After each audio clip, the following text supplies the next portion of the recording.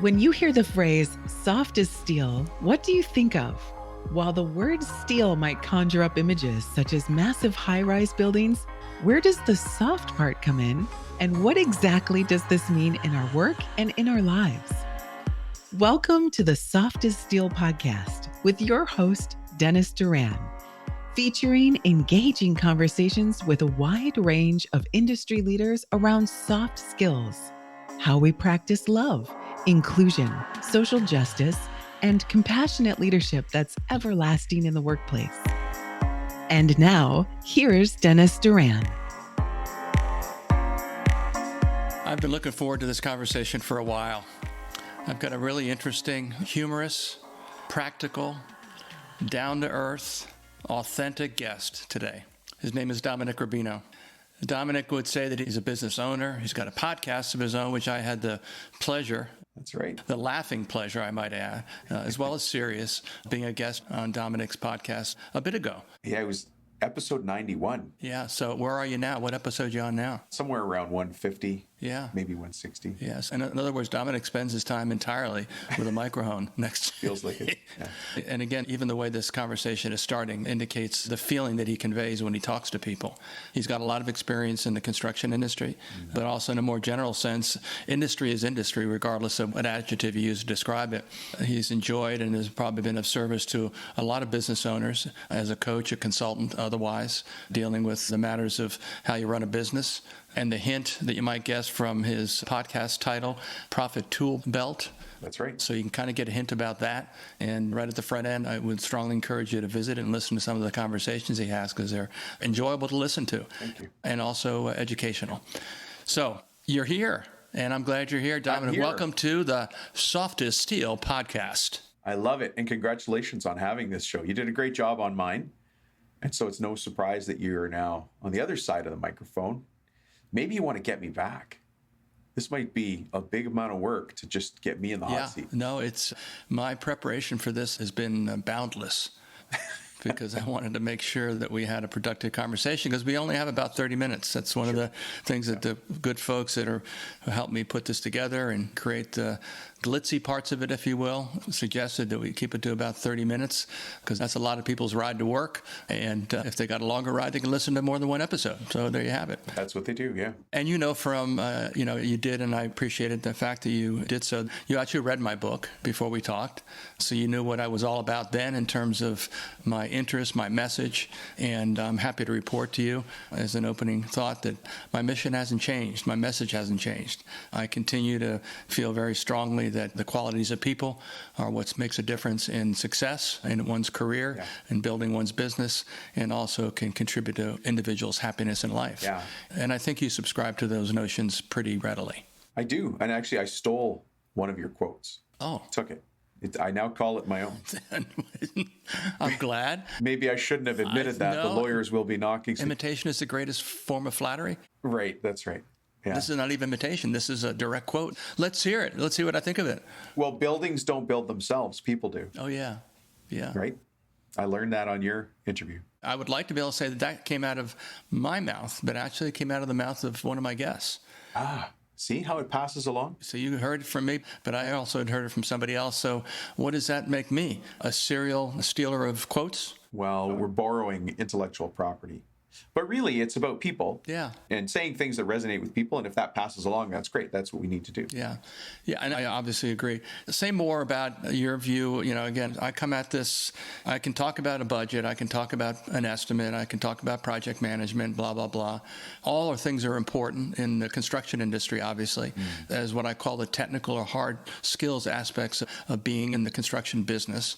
But you've heard me say it a number of times, including maybe I even said it in this conversation already, and that is that it's people's qualities that make a difference. Attitude's everything. Yeah. I like to say it's not who you are or what you do, it's how you are with the people that you are involved with. Yeah. So what are your thoughts around this whole notion of people? I've probably come to the same conclusion as you have by just observing the people around. Every once in a while I get fooled as well. Somebody comes across my desk and I need somebody with high technical skills, and I'm like, this person's got all the technical skills in the world. And it doesn't matter if they're a framer, a tile setter, a roof, doesn't matter, right? but they're a horrible person. Now, they're not horrible to themselves.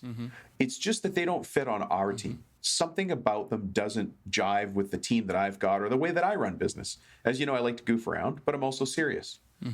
Well, somebody that's always only serious might not fit on my team. And somebody that only goofs around might also not fit on my team. But somebody that doesn't have the same, let's say, family values as me, that's going to be friction. And so I always look for attitude over, what you would call skills, which doesn't sound like it makes sense. But everybody should look back at a time when they took a chance on a kid who showed up at the job site or at their shop, didn't even know how to read a tape measure, but had a great attitude, showed up on time, asked great questions, tried to learn as fast as they could. Nobody's perfect, right? And then think about bad attitude Andy, who just creates drama and destruction everywhere they go. It takes you hours to undo them showing up at work. I would make the choice to hire the kid who can't read a tape measure first. Yeah. As long as he was willing to learn how to read a tape measure. Absolutely. Yeah. I mean, your description, you kind of just captured all with simply the phrase of attitude, but your explanation is much more detailed, and you described a number of different qualities of a person. That you just kind of all wrap under the banner of attitude, which I think is a great way to describe it. And I think that one of the things that I like to say is that the phrase or the phrase or thought that says so and so was one of the best finished carpenters we ever had, but. And then you can fill in the blanks with anything you want, and it's not. But he really was, or he was fabulous. Yeah. Oh yeah, no, it's always the things that relate to how they were when they were doing what they do. Yeah, technically fantastic, but you can never put him with another guy in the truck. Yeah. Right. Technically great, or if he showed up to work, technically great, except for the 3 days after payday when he stopped showing up. When we're trying to run a business, it's just like running a team, a football team, soccer, hockey team, doesn't matter what. That coach has to run a team of highly specialized players. But the attitude of those players is what makes for a winning team. Everybody else has got the same rule book. They have the same skills. They went to the same colleges. But the attitude that the coach is able to put in there and the culture that gets built, that's what makes the team win or, lose. Yeah, I think it's occurring to me that how sensible and to the point your use of the word attitude is, because again, you could also say AKA soft skills. Right. So I think I may from this point forward use interchangeably, but not at the expense of my brand, of course. Well, it's all over your book. Soft skills is... It's all there. It's all there, yeah.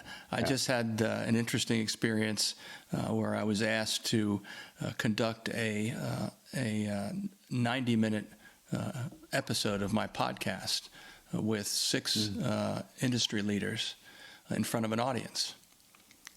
So we did that in Las Vegas a couple of weeks ago, and that was an interesting experience. I'm chopping them up into 3 bites because, again, it was 90 minutes. So they will be 3 episodes of my podcast coming up here in a fairly short time frame. Incredible conversation. And I have to say, and that's what this is. Again, I think it's your style of communication as well. There's no highfalutin. These are the 10 questions I'm going to ask you. You better prepare for this or whatever. No, it's I think we meaning the people generally in the construction industry, particularly of my generation, don't spend enough time simply having a conversation with people. I don't have time for that. Yeah. We got things to do. Don't you have someplace you need to be? It's frustrating, isn't it? I mean, it really is, because that's what happens, right? How many times do I have to tell Jeremy ... Yeah, and that's the old, it gets back to the basics of, one of the biggest problems in business and probably in life in general is misunderstanding. You tell Jeremy what you need him to do, and he just said, "Yeah, okay, I got it," and he walks away, and 15 minutes later, Jeremy is back. Said, "Well, there was this one part. Like, well, could you repeat everything you said to me 15 minutes ago?" And so it's all. There's not. We're not in an industry that involves rocket science. or anything close to it. It's a pretty straightforward industry as far when you think about it. You dig a hole, you put some stuff in the hole, you start piling stuff on top of the hole until you get up to the top. You put a lid on it, you close it in, and it's a building. Yeah. I mean, there's building science, there's technology, there's interlocking pieces, there's different trades. But yeah, once again, it comes down to those. Does somebody want to be there? And, we've all hired the guy who's just there for a paycheck. And for some people, that's fine. Their whole life is about doing a good day's work, getting home and coaching their kids baseball. That's fantastic. And if we understand that, that's great. And I would love to have that person on my team, man or woman. But the person who's there to cause problems, and they might not think they're causing problems, but if their job or their role on my team is to drag us back, then I have to be the business owner and protect my team. And now I sound like a football coach. You're a great player. You're just not our player. You're going to have to go somewhere else. That's right. We got to let you go. We got to let you go. Yeah. So you mentioned at least a couple of times this word, which I use a lot, and the word is relationships. For my audience who listen to this podcast, give them Don Rubino's take on relationships, what they're all about, why they're all about something, what they are, how important, just everything and all your wisdom around relationships. Yeah. I mean, it's interesting you asked the question because I don't think I've ever been asked it before, especially like this, but relationships, it would be the glue that holds a team together, right? If we don't have, earlier I mentioned a guy who's technically brilliant, but you can't put him on a crew with somebody else because nobody else can work with him. They're just going to fight, or that's a lack of relationship skills with the guy. Now, we don't necessarily hire people for their relationship skills. We might hire them for their technical ability to do crown moldings or to shoot a line or to lay out framing. But at the same time, we need that relationship because there's going to be times they need somebody else to help them hold an outside wall or go get them something. There has to be that relationship, right? We can't teach that. Yeah. But as the owner of the company, I set the tone for the team. And so if I don't value relationships, they're not going to value relationships. Yeah. Because I set the tone. So no matter what, I can move them a little bit if they're movable. I can move them a bit by my attitude towards things, by having a brief conversation with them at least once a day, by talking to them, by telling great stories of other people who did great things in the company. So everybody knows, hey, this is the kind of thing we appreciate in the company. Yeah. Yeah. You're talking about the role of the leader. And again, in your words, how important is it for the leader to recognize the very simple and practical idea that as a leader, everybody that they're involved with is listening to what they say and watching what they do? And watching. What are your thoughts about that? My thought on it is it makes it hard. It's hard to be a leader, which is why so few people do it or want to do it, which is why you and I hear guys saying life was easier when it was just me and an apprentice, and I'm going back to that. Because they don't want, and you know what? That's fine. It's better to understand what you want. But there's another saying that I learned as well, that it's only the best surfers that can ride the biggest waves. Right? Yeah.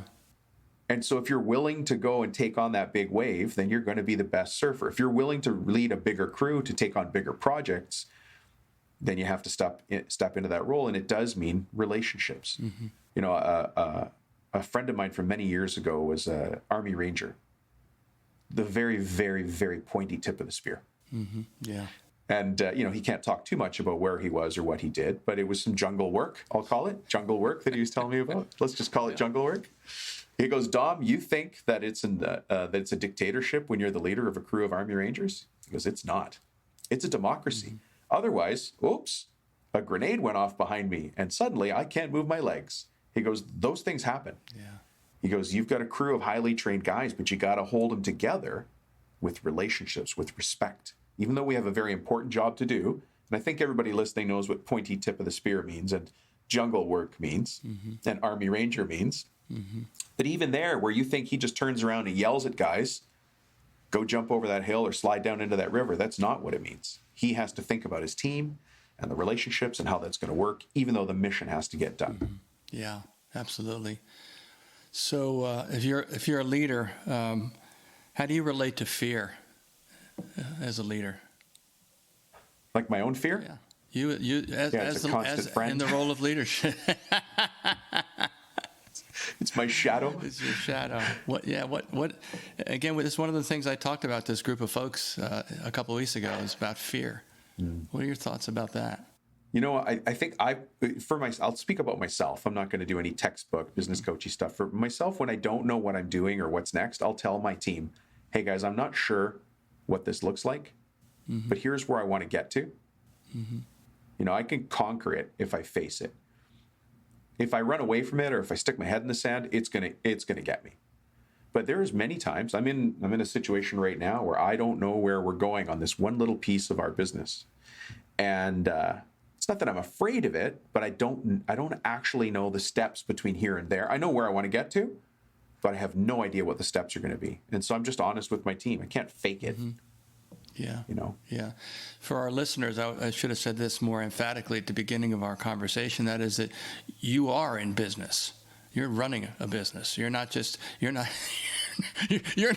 like me sitting around doing podcasts. No, well, I mean, there's, you know, you're doing more than that. But for me, I've built and sold from scratch a bunch of businesses. I've had some like swan dive failures as well. And I'm running another business now. And I think, and you probably recognize this in your own career and experience, we probably learn more from our mistakes than we do the successes. Absolutely. But the successes, they're always great to talk about. Yeah. But the failures, yeah. You know, this doesn't, it only relates a little bit to what we're talking about, but one of my first construction-related businesses was I painted houses. I was a student in university. And there was this very cute girl on my crew. She was like, I think you already know where I'm going with this. Very cute. And I'm like, she works for me. And anyways, I came to work on Monday and we were all standing around the house and they're talking about a party they had that weekend.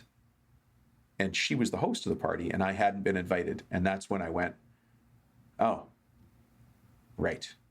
I'm the boss.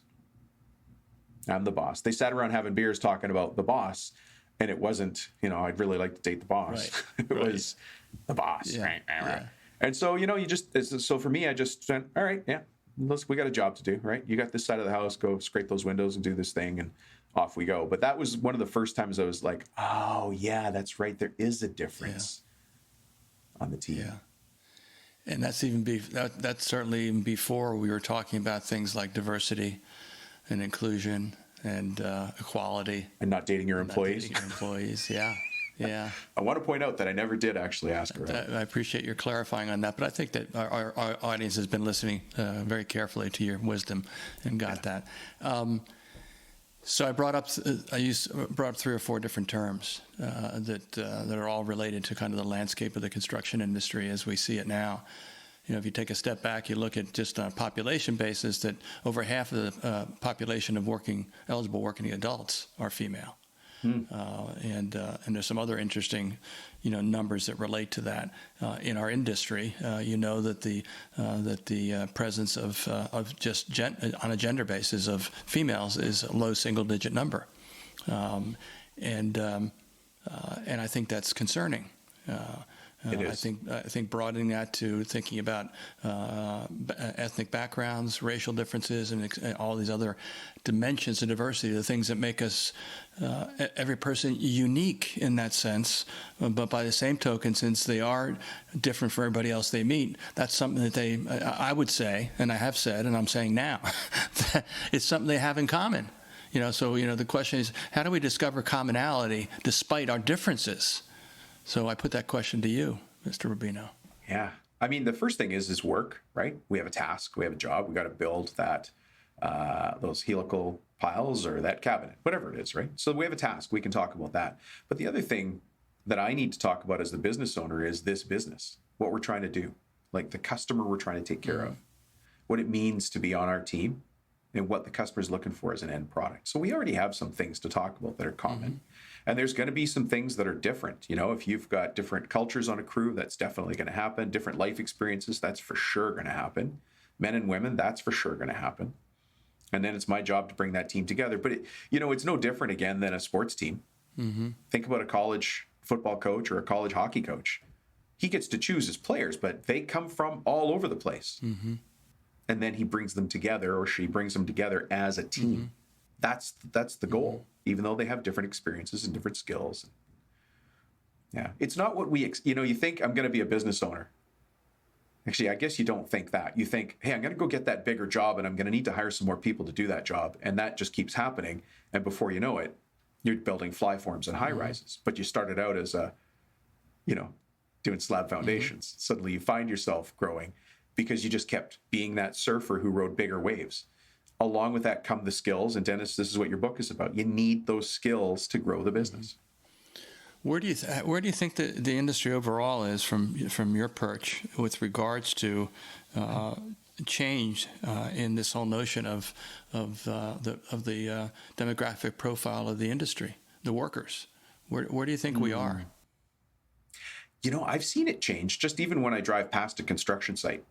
I think we've always seen gender roles. You've seen women doing flagging and things like that. But now I also see women with construction belts. I know they're on drywall crews. I know some tile setters. One of my guests on the show is a cabinet refinishing business. And they had, I'm going to do the math, or I'm going to try to remember the number, 91% of their staff was females. And then as I look at, and I deal a lot with cabinetry and architectural millwork because of one of the shows that I do. A lot of shops have women in those very detailed positions because women tend to be very good at those details and are really good at managing multiple things, especially in a finishing department. And so that's a superpower, and you can use it there. And we're starting to see that more, I think, than we have before. And I agree with you. I think, some people would react to even the way you just discussed what they're good at. If you weren't listening carefully and observing, the tone, you'd say, well, he sounds like he's really not, that crazy about it. But so that's the reason why.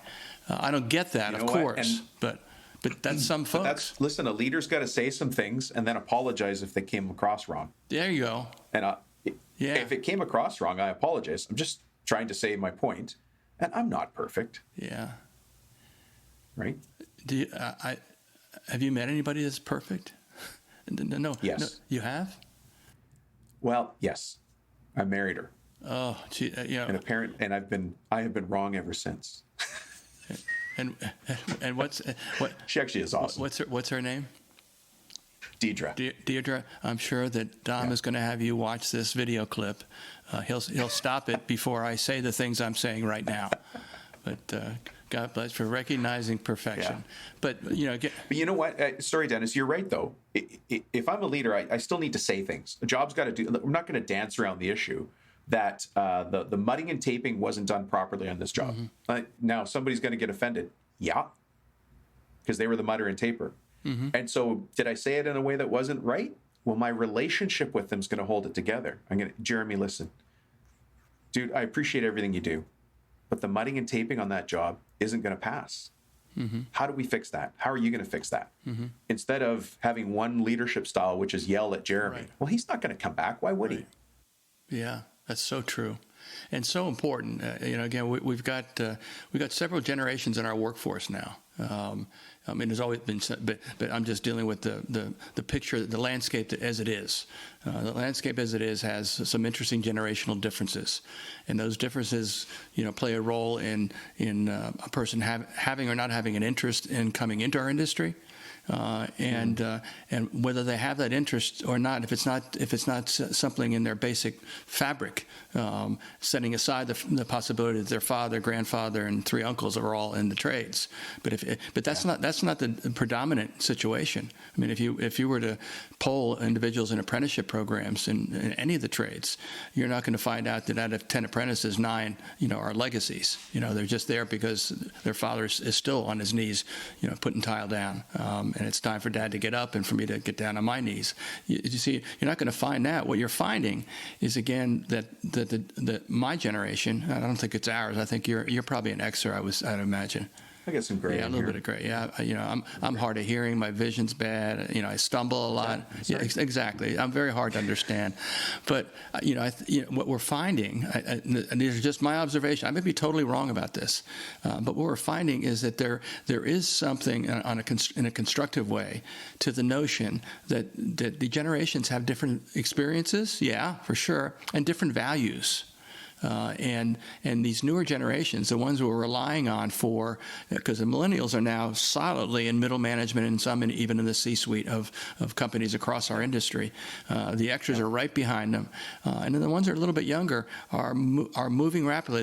They're pushing back on the notion that in order for me to be able to be this or that in a trade, I've got to do X number of years. They don't quite get that idea. I think their thought is if I demonstrate that I'm really good at this consistently, then that ought to win the day. Because I want to do well. I want to do the work. I'm not sitting here pissing and moaning about the work. I want to do the work. I want to do it basically how I was taught. But if I can get better at it more quickly without cutting corners, then why should I be held back?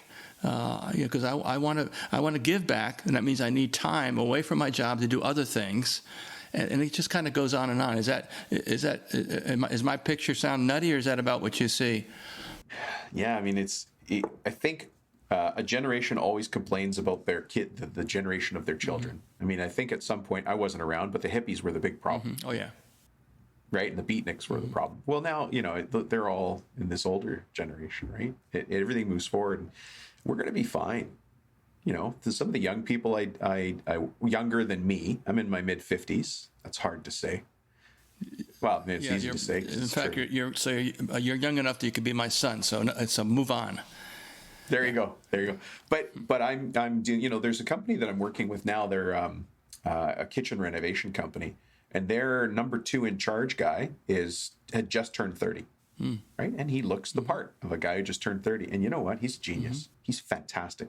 The best hire they could have made at this point in the growth of their business. When I started working with these guys, they were just around 1.1 million. We're aiming for 3.2 now. Wow. And the active conversation I had with these owners is if we hire this guy, he's our $4 million guy. He's the guy who can get us to 4. And truthfully, I think he can get us past that. Mm-hmm. That's the mindset and the relationship and understanding you're hiring that person. So it's not true for everybody because there's slackers in every generation. Yes. But there's also winners in every generation. And they know how to use the tools and they have different ways of building relationships. And just is what it is. It's hard to find good people right now. Let's start with the right attitude and we'll teach them the skills, which goes right back to how we started. Yeah, I think that a lot of people kind of sit back and kind of lull themselves into this whiny outlook, And I had a fellow that did an economic outlook presentation for one of my association clients, and he said something which initially sounded like a lightning rod statement, but once he said a couple other things, everybody said, yeah, that's about right, and that is that there is no labor shortage. Not having the people you need has been a condition of our industry for generations. But we're focusing on that. What we really have is a lack of opportunity and a lack of a good story to tell people. Well, there you go. Yeah, why should I come to your team? I've got a job. If I need a McJob, I got a McJob. We're in our last minute of this conversation. We probably could go on for hours. What do you say to someone, a young person, is going to go to college, period, hard stop? And you ask them the question why, and they say, well, that's what my parents told me that I should do next. How do you tell them a story that may or may not be what you need to do, but let me tell you the story about another place that you can go? Yeah. And I'm referring obviously to the trades and the construction industry. What do you tell them to get them to take a look at it? Yeah. Well, listen, if they want to go to college, education in itself, we should always encourage. Mm-hmm. But let's say now they're done college. What do? I'm going to wait for that perfect job where I'm going to become a vice president of purchasing at some big company, like immediately. Mm-hmm. It's not what you've got in this life. It's what you do with what you've got. Mm-hmm. Yeah. It is 100% what you do with what you've got. And I see new immigrants all the time around me who are doing incredible things while other people around them are complaining that there's no opportunity. And by the way, they're complaining into their $2,000 laptop with their $1,000 phone at their side and a clean glass of drinking water beside them. Yeah. You have more on the rest of the world than you understand. So kind of stop your whining. I don't want to hear it. Yeah. Yeah. Right. So what do you do with what you got? It's really up to you, and the relationships you form and the people that you're able to add value to. Because my job is to add value. Dennis, you added value to me on my podcast, episode 91, and I'm here to do the same. That's a relationship. Yeah. Right? Yeah. So, if you're not sure you should go to college or get a trade, make the decision that makes you happy. Yeah. But the other thing on that is, in traffic, when you pull up to a Porsche next to you, a brand new Porsche 911, and you're driving your F-150 and you think, oh, that guy's got a Porsche. He's obviously got it made. No, he's got that thing financed, and it costs as much as your F-150 anyway. And he can't haul stuff in it. And he can't, yeah, right. What can he carry? He can't even put his dog in there, right? Yeah. But we get sucked into thinking that a suit and a tie and a nice car is the only thing in this world. How about a snowmobile and a boat? Yeah. How about the time to hug your wife and go hang out with your kids? Yeah. Which, I'm not knocking the guy in the Porsche, but maybe he doesn't do that at all. Yeah, well said. Gosh, our time is up. Thank you for yours. Thanks. I mean, I just think folks will really enjoy listening to this conversation because it was very casual, but your thoughts and ideas are all practical, understandable. Thank you. Genuine, authentic, all the kinds of things I use to describe my impression of you at the beginning of this conversation. You did exactly that. So thank you for sharing this time with me. Thank you, sir. I appreciate it. And if anybody wants to hear more, Dennis, episode 91, you talked about people skills and soft skills. I did. Yeah. And it's up on my website, so they can find your podcast on my website. Oh, fantastic. Yeah, that's good. And I'll remind them as we close that your podcast is called The Profit Tool Belt. That's right, the Profit Tool Belt. My buddies like to make fun of me, and they call it the Pro Fit Tool Belt, and they think I sell construction aprons. I'm like, no, you guys, Profit Tool Belt. Well, there have been some great comedy skits around that kind of mispronunciation. Yeah, good. Thank you so much, Dom. Thanks, Dennis. Good to see you. Thanks for joining us today for this episode of the Soft as Steel podcast with your host, Dennis Duran. Dennis is the author of Soft as Steel and a leading speaker and trainer for organizations across many industries and verticals.